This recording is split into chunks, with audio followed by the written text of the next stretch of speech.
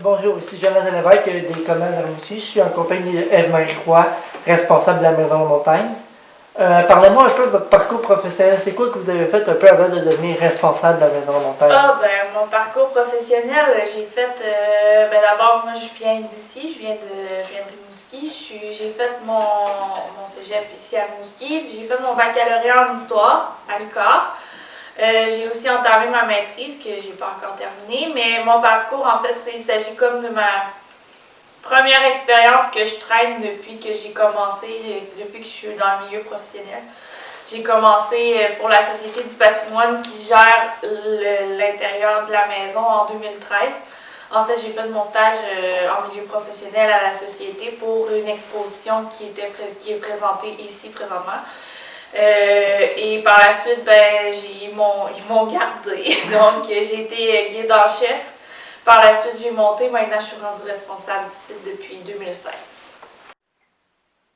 D'où provient le nom de la Maison de Montagne? Faut savoir que la Maison La Montagne a été construite en 1744 par la fille du seigneur de Rimouski, Pierre Lepage, donc Marie-Agnès Lepage, et son mari, Basile Côté. Fait qu'auparavant, la maison devait probablement s'appeler la Maison Côté. Le couple a eu des enfants et tout. Cette famille-là aura vécu jusqu'en 1844 dans la maison, donc 100 ans. Par la suite, c'est vraiment les La Montagne qui ont vécu ici. On aurait pu appeler la maison Côté. Toutefois, il y en a une qui date de la fin du 18e siècle dans le 3e rang à Saint-Anaclet qui s'appelle la Maison Côté.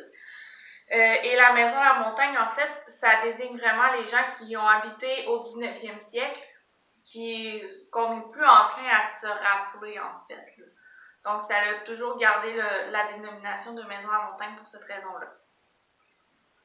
Après la Maison de la Montagne, après que ça appartenait à la famille de Montagne, comment c'est venu aux mains de la Société Rimouski du patrimoine? En fait, ce qu'il faut savoir, c'est que la maison n'appartient pas à la Société du patrimoine, elle appartient à la ville de Rimouski. Donc, pour faire un petit historique, le fait de la Maison La Montagne, en fait, ce qui est particulier, c'est non seulement son âge, c'est la plus vieille maison à l'Est du Québec. Ensuite, c'est vraiment son architecture, donc le fait que c'est une maison rayée, c'est une architecture qui date de l'époque de la Nouvelle-France, qu'on appelle le colombage pierroté, et c'est vraiment la particularité de que cette architecture-là soit conservée jusqu'à nos jours finalement, parce que c'est pas une architecture qui est du tout adaptée au climat nord-américain, précisément québécois. Donc, c'est des maisons qui sont assez communes en France, par contre.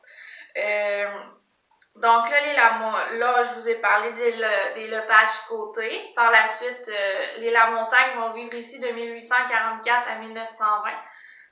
Par la suite, c'est la famille Saint-Laurent, donc qui est une ferme tout près d'ici dans le voisinage, qui vont acheter la maison, mais en fait pour faire la culture sur les terres. Finalement, ça va être comme ça. La maison va perdre sa vocation de résidence.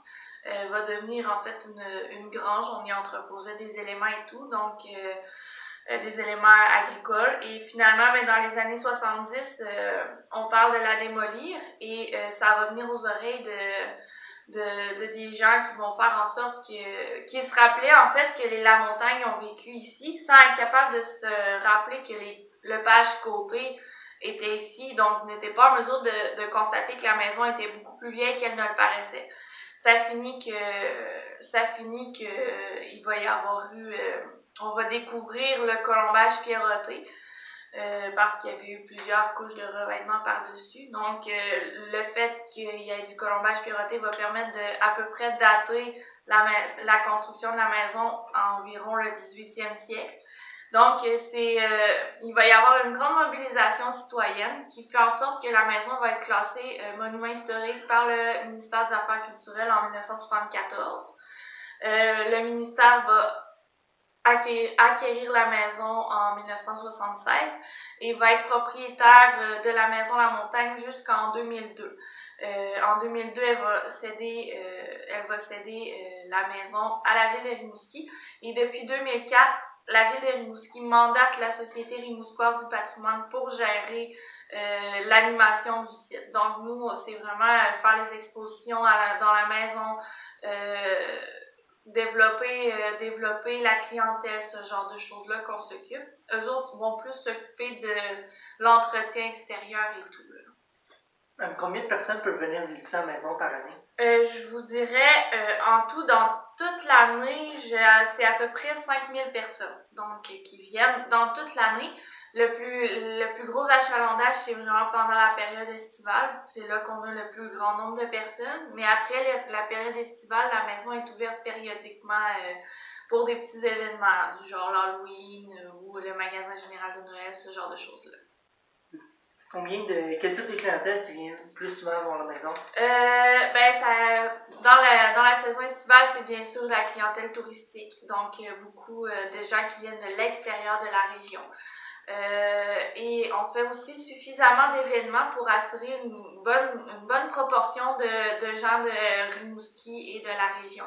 Donc, surtout lorsque je pense par exemple à la fabrication du pain le vendredi, les spectacles le dimanche pendant l'été, ça c'est surtout la population locale qui vient. Puis les activités qui sont présentées en dehors de la saison touristique, comme je vous disais, le magasin général de Noël ou l'Halloween, mais c'est vraiment les Rimouskois qui viennent. Mais je vous dirais que proportionnellement, c'est vraiment la clientèle touristique qui est la plus importante. Parfait, merci beaucoup. Ça fait plaisir.